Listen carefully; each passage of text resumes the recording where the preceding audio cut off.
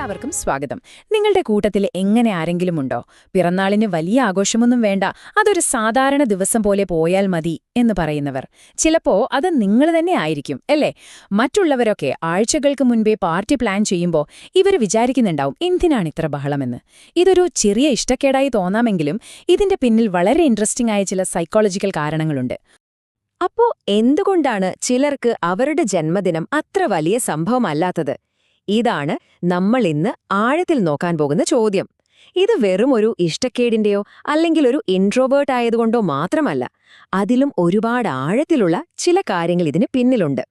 ശരിക്കും പറഞ്ഞാൽ ഒരാള് അവരുടെ ജന്മദിനം എങ്ങനെ കാണുന്നു എന്നുള്ളത്, അവരുടെ വ്യക്തിത്വം, സോഷ്യൽ പ്രഷറിനോടുള്ള അവരുടെ മനോഭാവം, എന്തിന് അവർ കാലത്തെ എങ്ങനെയാണ് കാണുന്നതെന്ന് പോലും നമുക്ക് പറഞ്ഞുതരും. ഇത് അവരുടെ ഉള്ളിലേക്ക് നോക്കാനുള്ള ഒരു താക്കോലാണ്. അപ്പം നമുക്കതൊന്ന് തുറന്നു നോക്കാം.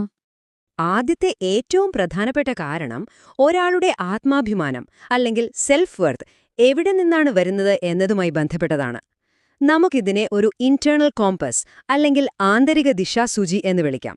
സൈക്കോളജിയിൽ ഇതിനൊരു പേരുണ്ട്, ഇന്റേണൽ ലോക്കസ് ഓഫ് ഐഡന്റിറ്റി. അതായത് സിമ്പിളായി പറഞ്ഞാൽ, താൻ കൊള്ളാമെന്ന് തോന്നാൻ അവർക്ക് മറ്റുള്ളവരുടെ ലൈക്കോ കമന്റോ ആവശ്യമില്ല. ഈ പിറന്നാൾ ആശംസകൾ, ഗിഫ്റ്റുകൾ, കേക്ക് മുറിക്കൽ, ഇതൊക്കെ എന്താണ്? പുറത്തുനിന്നുള്ളൊരു അംഗീകാരമാണല്ലേ?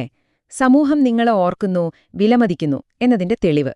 പക്ഷേ ഈ വ്യക്തികൾക്ക് അത്തരം വാർഷിക ഓർമ്മപ്പെടുത്തലുകൾ ആവശ്യമില്ല. അവരുടെ മൂല്യം അവർക്കുള്ളിൽ തന്നെയുണ്ട്. ഈ സ്ലൈഡിലെ വാചകമൊന്ന് നോക്കൂ. ഇത് വളരെ പ്രധാനപ്പെട്ട ഒന്നാണ്. അവരുടെ ഐഡന്റിറ്റി അല്ലെങ്കിൽ വ്യക്തിത്വം ഈ സോഷ്യൽ റിച്വൽസിനെ ആശ്രയിച്ചല്ല നിൽക്കുന്നത്. അത് വളരെ ശാന്തവും എന്നാൽ ഉറച്ചതുമായ ഒരു ആത്മവിശ്വാസത്തിൽ നിന്നാണ് വരുന്നത്.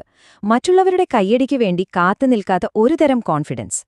ഇതിലെ ഏറ്റവും രസകരമായ കാര്യം എന്താണെന്ന് വെച്ചാൽ, ഇത്തരം ആളുകൾ പലപ്പോഴും കൂടുതൽ ഓഥന്റിക് ആയിരിക്കും, അതായത് കൂടുതൽ ആത്മാർത്ഥതയുള്ളവർ. കാരണം എന്താ? അവരുടെ പ്രവൃത്തികൾ മറ്റുള്ളവരെ സന്തോഷിപ്പിക്കാനോ സോഷ്യൽ മീഡിയയിൽ കാണിക്കാനോ വേണ്ടിയുള്ളതല്ല. അവർ അവർക്ക് വേണ്ടി ജീവിക്കുന്നു, മറ്റുള്ളവർക്ക് വേണ്ടി അഭിനയിക്കുന്നില്ല. ഓക്കെ, ഇനി നമുക്ക് രണ്ടാമത്തെ പ്രധാനപ്പെട്ട കാരണത്തിലേക്ക് പോകാം.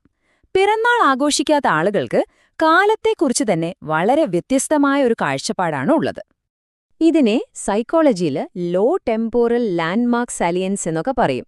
പേര് കേട്ട് പേടിക്കേണ്ട, സംഭവം സിമ്പിളാണ്. ഇവർക്ക് കാലം എന്ന് പറയുന്നത് തുടർച്ചയായി ഒഴുകുന്ന ഒരു പുഴ പോലെയാണ്. ജന്മദിനമോ ന്യൂ ഇയറോ ഒന്നും ആ ഒഴുക്കിലെ ഒരു പ്രത്യേക പോയിന്റ് അല്ല. ഇന്നലത്തെ പോലെ ഇന്നും, ഇന്നത്തെ പോലെ നാളെയും, അത്രയുള്ളൂ. ഈ സ്ലൈഡ് നോക്കിയാൽ ഈ രണ്ട് കാഴ്ചപ്പാടുകളും തമ്മിലുള്ള വ്യത്യാസം വളരെ ക്ലിയർ ആയിട്ട് മനസ്സിലാകും. നമ്മളിൽ പലരും കാലത്തെ ഓരോ നാഴികക്കല്ലുകളായിട്ടാണ് കാണുന്നത്, ഓരോ പിറന്നാളും ഒരു ചെക്ക് പോയിന്റ് പോലെ. എന്നാൽ ഈ വിഭാഗത്തിലുള്ളവർക്ക് എല്ലാ ദിവസവും ഒരുപോലെയാണ്. വളർച്ച എന്നത് ഓരോ വർഷവും കണക്കെടുക്കേണ്ട ഒന്നല്ല, മറിച്ച് ഓരോ നിമിഷവും സംഭവിച്ചുകൊണ്ടിരിക്കുന്ന ഒന്നാണ്. ഈ താരതമ്യം ശരിക്കും വളരെ ആഴത്തിലുള്ളതാണല്ലേ? ഏതെങ്കിലും ഒരു പ്രത്യേക ദിവസത്തിൽ ഫോക്കസ് ചെയ്യുന്നതിന് പകരം ഓരോ നിമിഷത്തിലും ശ്രദ്ധ കൊടുക്കുക, വർത്തമാനത്തിൽ ജീവിക്കുക എന്ന ഫിലോസഫിയുമായി ഇതിന് നല്ല ബന്ധമുണ്ട്. അപ്പോൾ അവർക്ക് പിറന്നാളുകളോട് ദേഷ്യമോ സങ്കടമോ അല്ല, മറിച്ച് അതൊരു സാധാരണ ദിവസം എന്നതിലുപരി ഒരു പ്രാധാന്യവും അവരതിന് കൊടുക്കുന്നില്ല. ഇനി നമ്മൾ നോക്കാൻ പോകുന്നത് അവസാനത്തെയും എന്നാൽ ഒരുപക്ഷെ ഏറ്റവും പ്രാക്ടിക്കലായതുമായ ഒരു കാരണമാണ്. ആഘോഷങ്ങൾക്ക് വേണ്ടിവരുന്ന ആ സോഷ്യൽ ഇമോഷണൽ എനർജിയെക്കുറിച്ചാണിത്. ഇതിനെ നമുക്ക് സോഷ്യൽ സെലക്ടിവിറ്റി എന്ന് വിളിക്കാം. ഇവർ ആന്റി സോഷ്യൽ ആണെന്നതിന് ഇതിനർത്ഥമില്ല. പക്ഷേ നമ്മുടെ ഫോണിലെ ഡാറ്റ പോലെ ഇവരുടെ സോഷ്യൽ എനർജിക്കും ഒരു ലിമിറ്റുണ്ട്.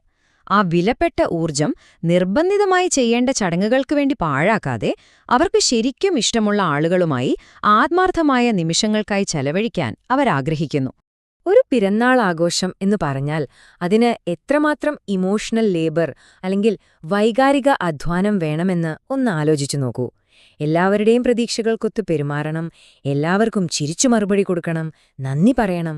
ചിലപ്പോ നമുക്ക് തീരെ ഇഷ്ടപ്പെടാത്ത ഒരു ഷർട്ട് ഗിഫ്റ്റ് കിട്ടിയാൽ പോലും വാവ്, ഇത് ഞാൻ ആഗ്രഹിച്ചതായിരുന്നു എന്ന് പറയേണ്ടി വരുന്നൊരവസ്ഥ.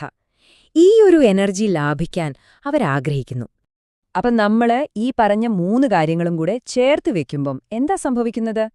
ജന്മദിനം ഒഴിവാക്കുന്നവരെക്കുറിച്ച് നമുക്ക് പുതിയതും കൂടുതൽ വ്യക്തവുമായൊരു ചിത്രം കിട്ടുകയാണ്. അവര് പ്രശ്നക്കാരല്ല, അവരുടെ ചിന്താരീതി വ്യത്യസ്തമാണ്. ഇതാണ് ഇതിലെ ഏറ്റവും പവർഫുള്ളായ ആശയം. പിറന്നാൾ ആഘോഷിക്കാതിരിക്കുന്നത് ഒരു ഒഴിഞ്ഞുമാറലല്ല, ഇത് വളരെ ശക്തമായ ഒരു നിലപാടാണ്, ഒരു ബൗണ്ടറി സെറ്റിംഗ് ആണ്. എനിക്ക് നിങ്ങളെ ഇഷ്ടമാണ്, പക്ഷേ എന്നെ മാനസികമായി തളർത്തുന്ന ഇത്തരം ചടങ്ങുകളിൽ പങ്കെടുക്കാൻ താൽപ്പര്യമില്ല എന്ന് പറയാതെ പറയുന്നതിന് തുല്യമാണത്. അതൊരു ഹെൽത്തി ചോയ്സാണ്. അപ്പോ ചുരുക്കി പറഞ്ഞാല് അവരുടെ ഒരു വയറിംഗ് തന്നെ വേറെയാണ്. അവർക്ക് വേണ്ടത് പുറത്തുനിന്നുള്ളതല്ല, ആന്തരികമായ അംഗീകാരമാണ്.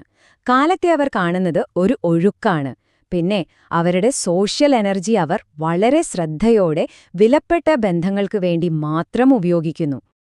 അതുകൊണ്ട് നിങ്ങളോ നിങ്ങളുടെ സുഹൃത്തുക്കളോ ഇങ്ങനെയുള്ള ഒരാളാണെങ്കിൽ ഓർക്കുക, നിങ്ങളിലൊരു തെറ്റുമില്ല. നിങ്ങളുടെ ചിന്താരീതി വ്യത്യസ്തമാണെന്ന് മാത്രം.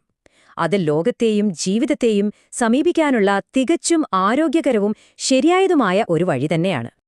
അവസാനമായി ഒരു ചോദ്യം. ഈ പുറത്തുനിന്നുള്ള ആഘോഷങ്ങളോ അംഗീകാരങ്ങളോ അല്ല നമ്മുടെ യഥാർത്ഥ മൂല്യം തീരുമാനിക്കുന്നതെങ്കിൽ പിന്നെ എന്താണ്? ഈയൊരു ചിന്ത ഞാൻ നിങ്ങൾക്കായി വിടുന്നു. ഇന്നത്തെ ഈയൊരു വിശകലനം നിങ്ങൾക്ക് ഉപകാരപ്രദമായി എന്ന് കരുതുന്നു. ഇഷ്ടമായെങ്കിൽ തീർച്ചയായും ലൈക്ക് ചെയ്യുക, നിങ്ങളുടെ കൂട്ടുകാരുമായിട്ട് ഷെയർ ചെയ്യുക. നിങ്ങളുടെ അഭിപ്രായങ്ങൾ എന്താണെന്ന് കമന്റ് ബോക്സിൽ അറിയിക്കുമല്ലോ. മറ്റൊരു വിഷയവുമായി വീണ്ടും കാണാം.